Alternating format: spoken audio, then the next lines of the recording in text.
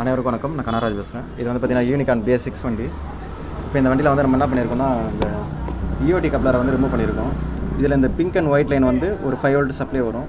இன்னொன்று இந்த green and orange வந்து பார்த்திங்கன்னா உங்களுக்கு ECUக்கு போகிற சிக்னல். இப்போ நம்ம இது ரிமூவ் பண்ணதுனால இப்போ இங்கே ஓபிடியில் வந்து என்ன காட்டுதுன்னு பார்க்கலாம். ஓபிடியில் வந்து பார்த்திங்கன்னா நம்ம இந்த டேட்டா ஸ்ட்ரீமிங்கில் போய்ட்டு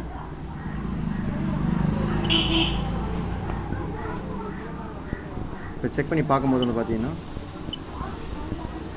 EOD இன்ஜின் ஆயில் டெம்பரேச்சர் வந்து பார்த்திங்கன்னா உங்களுக்கு -4 இருக்குது.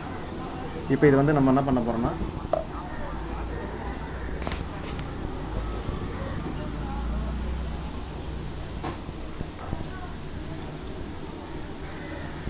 இப்போ வந்து நம்ம EOD சென்சார் கப்ளரை வந்து இப்போ இந்த EOD வந்து ஃபிட் பண்ண போகிறோம்.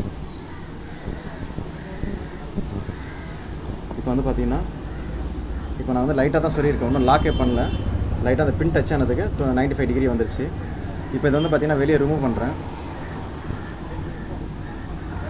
-4 வந்துருக்கு. இப்போ நம்ம அந்த கப்ளரை மாட்டின உடனே 95 டிகிரி எல்லாம் பக்கா லாக் பண்ணிட்டேன். அப்போது ஒரு EOD சென்சாரில் வந்து நம்மளுக்கு வந்து கப்ளர் லூஸ் கான்டாக்டாக இருந்தாலும் இல்லை ஒயர் எதனா கட் ஆகிருந்தாலும் உங்களுக்கு அங்கே -4 இது மாதிரி வந்து மைனஸில் வந்துச்சு அப்படின்னாலே இந்த ஒயர் ஏதோ கட் ஆகிருக்கு, இல்லை EOD சென்சாரில் பின்னு எதனா வந்து பெண்ட் ஆகி எல்லாம் மாட்டியிருக்கலாம். அதேமாதிரி வந்து இந்த சிக்னல் ஒயர் வந்து ஏன்னா கட் ஆகிருக்கலான்றதை வந்து நம்ம தெரிஞ்சுக்கலாம். அப்போ வந்து உங்களுக்கு இன்ஜின் டெம்பரேச்சர் சென்சாரோட ஃபால்ட் கோடு வந்துச்சு அப்படின்னா, இப்போ அதையும் பார்க்குறோம். ஃபால்ட் கோடு என்ன வந்திருக்குன்னு பார்க்குறோம். ரீட் கோடில் போனால்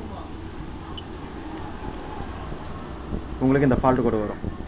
P0198 engine oil temperature sensor ஹைன்னு வரும். ஹைன்னு வந்துச்சு அப்படின்னாலே நம்மளுக்கு இந்த கப்ளரில் ஒன்று இது லூஸ் ஆகிட்ருக்கும், இல்லை பின்னு பெண்ட் ஆகிட்ருக்கும், இல்லை ஒயர் கட் ஆகிட்ருக்குன்றதை நம்ம ஈஸியாக வந்து நம்ம அந்த டேட்டா ஸ்ட்ரீமிங்லேயே வந்து நம்ம இதை தெரிஞ்சுக்கலாம். இது ஒரு சின்ன தகவல். நன்றி, வணக்கம்.